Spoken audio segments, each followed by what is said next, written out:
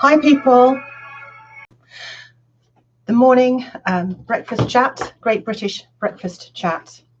Barefaced, full of cheek, full of truth, and unmade up. Good to see you all. Got my cup of tea, hope you've got your coffee. So what we're seeing now, what's developing now is pretty shocking, isn't it, really, to any reasonable minded person who's maybe got a long history of knowing what's normal in this country. It may be a lot easier to convince people otherwise if they haven't, or if they have a different agenda, maybe one that's more interested in gaining ground rather than looking at the ground that's already been made and appreciating it before sort of revolutionizing everything. So yes, we're having people now using even anthems like Rule Britannia, Britons Never Will Be Slaves, as something that could be possibly dangerously inspiring. So they are using slavery all around under a guise, really, of what it's not doing, what it's doing the opposite of, which is creating a slave nation, a group of people who are unaware of what really is going on and what they're really being used for. So we can feel sorry for everyone all around. What we have is a government of occupation, is what UK Column always say. And I would go along with that quite strongly. What other kind of government would allow mass child abuse, hide the reports about, what's coming from higher up? A fish rots from its head, what's coming higher up within government, hide the grooming gang reports, unless they were trying to normalize their crimes and their tastes through, whichever means possible, by outlawing a natural disgust, as if the people at the events, at the marches, were the threat to national security, which came up. And when they talk about that, and when they talk about being very concerned, I've found when I've made complaints against the state, what they really mean is, oops, we're very concerned about you.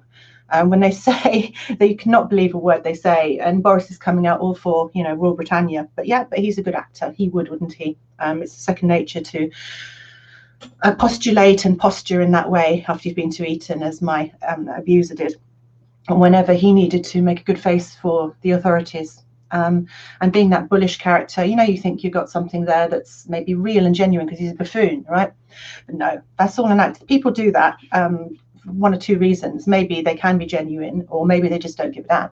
Because when you've had that kind of elitist background, the other one is you just don't give a damn. And while that can be appealing, the straight up type people, you think, I don't know what's really going on, with like Cameron maybe. With a buffoon, you very often get that, but just in a different guise. So they're trying to normalize abuse, and people are upset about it. We're being attacked and called radicals of various sorts because Tommy had said he supported the event, and therefore, according to Antifa and all the others, all the people there were Tommy supporters, which is extremely far from the truth.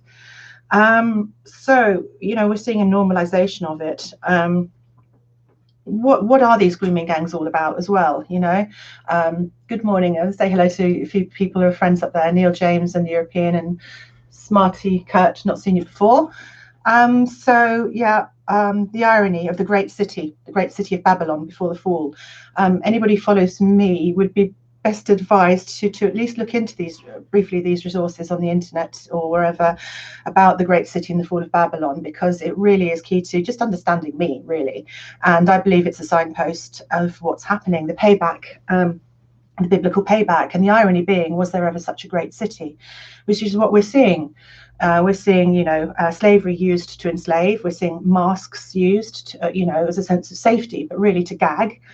We're seeing things coming into effect here that, to do with buying and selling, which is what any Christian, maybe 100 years ago would have automatically realized. But we've had it trained out of us because our churches now are all about, being trendy and making everyone happy. But then you look at what's going on with Brexit at the bigger picture. And I always believed when they were preventing Brexit, talking about us being left naked along the yellow brick road, what this really was another manifestation of the come out of her, which is the sinful global conglomerate, if you like, the one that's making everyone sick and overindulged and mad, committing adultery with many nations, trading with many nations. Come out of her, lest you share her plagues. We're not allowed to come out of Brexit, are we? And I always knew and always feared that something would come along to really interfere with that process, because you can't trust, the governments of occupation that are connected to the EU, connected to, what's going on with the health at the moment.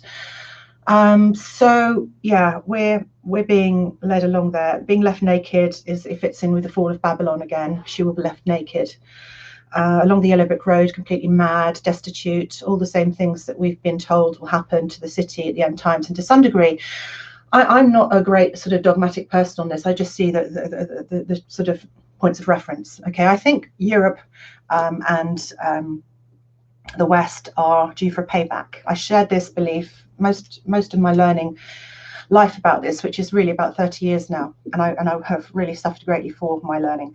And there's another guy on the internet called Third Eagle of the Apocalypse who believes the same, and he's a interesting guy.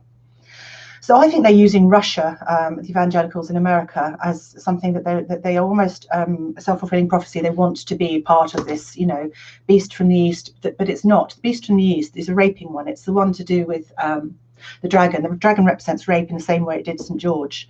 So it's sweeping across Europe, the beast from the east, as it did, with the Red Army rapes, as it did, with communism, and trying to sort of keep that away so that we can protect what we had in Europe in terms of its structure and hierarchy. So we're looking at the dragon being the thing that denatures sexually, denatures the gender, denatures everything to do with nation.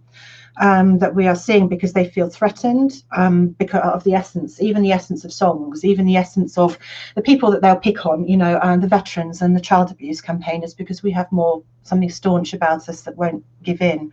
We are like the Holodomor, if you like. We are the ones who won't give in, and the problem, as they call it, the threat to national security, which is child abuse, we are the problem, and we can see through their behavior and lack of dealing with it that they consider us the problem, and neutralizing the problem by the courts and all the other systems not representing our rights and silencing our voice and making it sound as if either, like they did with Nick, we're crazy or we're right wing, or, as if you'd have to be right wing to care about the mass abuse of kids, So we've got the essence that they hate. If anyone is to go into captivity they will go, it says.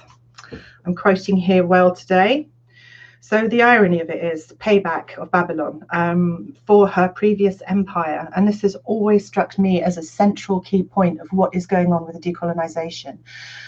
Use it. If you are somebody who isn't ready to receive the knowledge of the Bible for any particular reason, the knowledge is there for you, because the persecuted seed of the woman clothed in the sun is regarding Europe, and the 12 stars cast to the ground by the dragon who stood in front tried to devour her child and go off and make war against the rest of the seed, when this is not possible, in terms of no housing, because she was given a place in the wilderness with a flood swallowed the flood.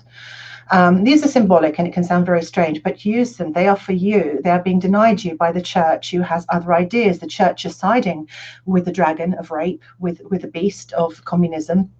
And they are siding with this because at the end times, that's what they are explained as doing in the book of Revelations.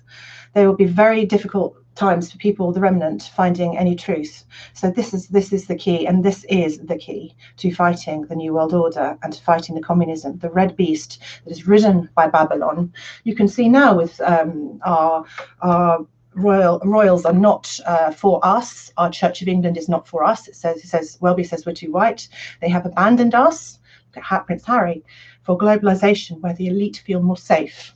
Their future, they know the future of Europe is under threat because of our denominations are changing.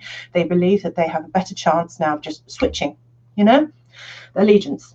And this is a global thing which is represented by Babylon riding the beast. Now, the beast wants to get Babylon, the elite, because the elite are the cause of all this. But all it can get are the statues and poor innocent people, in the way to just reappease, make it feel good for them.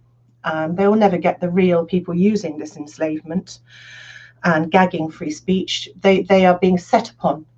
They're easier targets. Feminism and the transgender is all meant to weaken this sense of we will never be slaves. This is they'll force all great and small to worship the beast, and the beast, as I said, you understand, it'll be in your favor to do so, represents communism. And if you just read a few pages, it's very clear to see this. And also the book of Jude, which is about 2 pages long, is fascinating.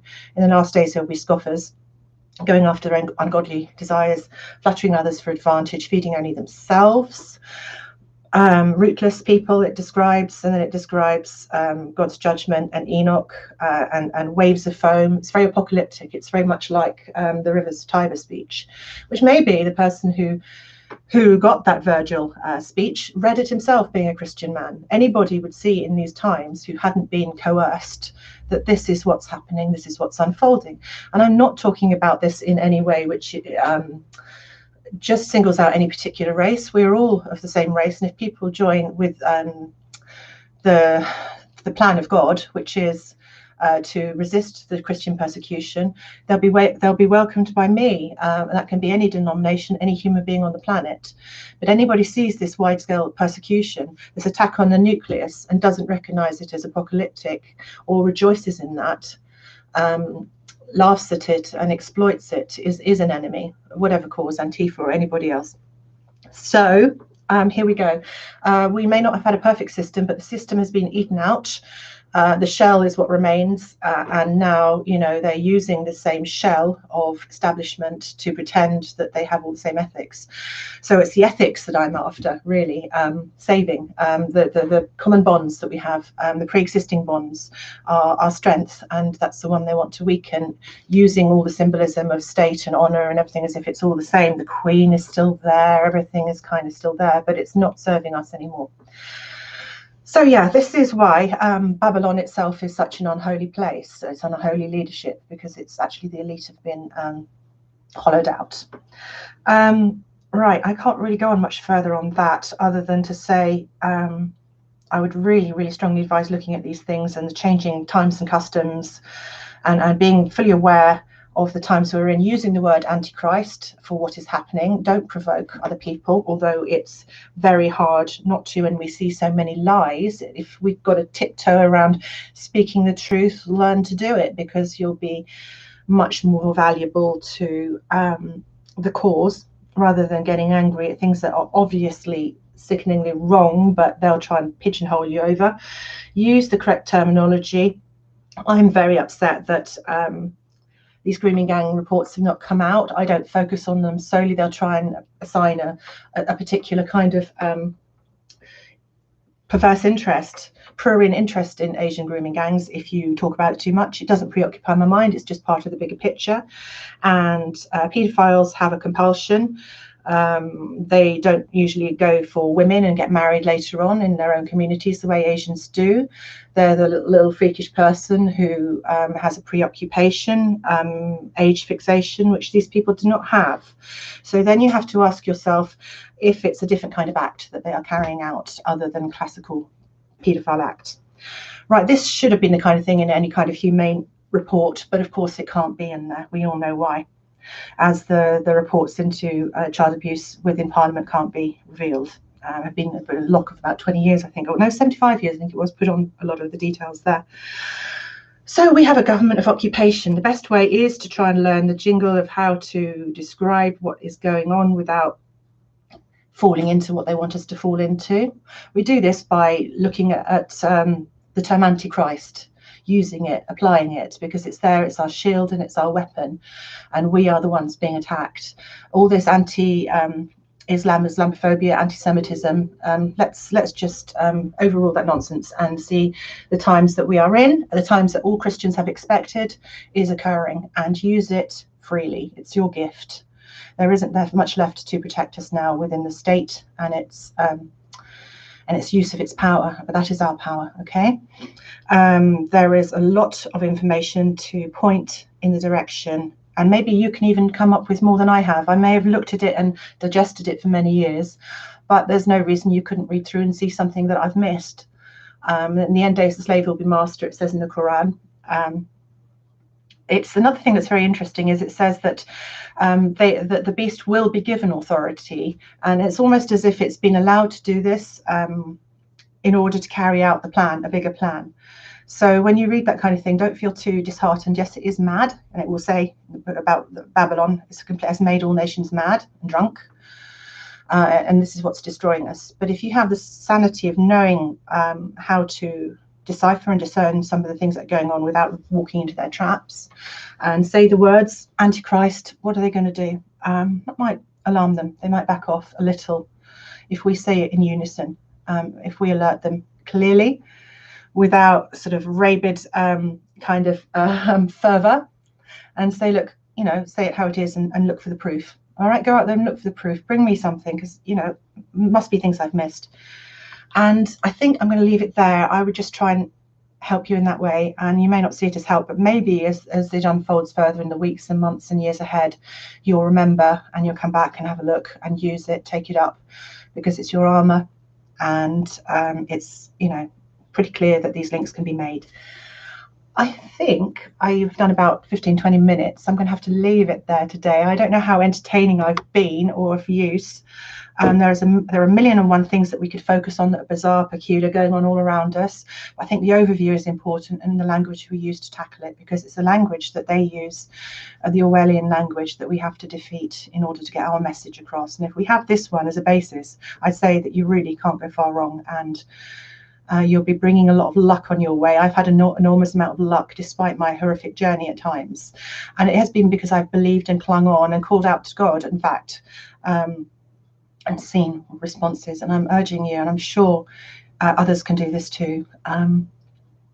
Give it a try, and if you don't want to use it now, keep it under your belt till you do. Good luck to you all. Bye for now.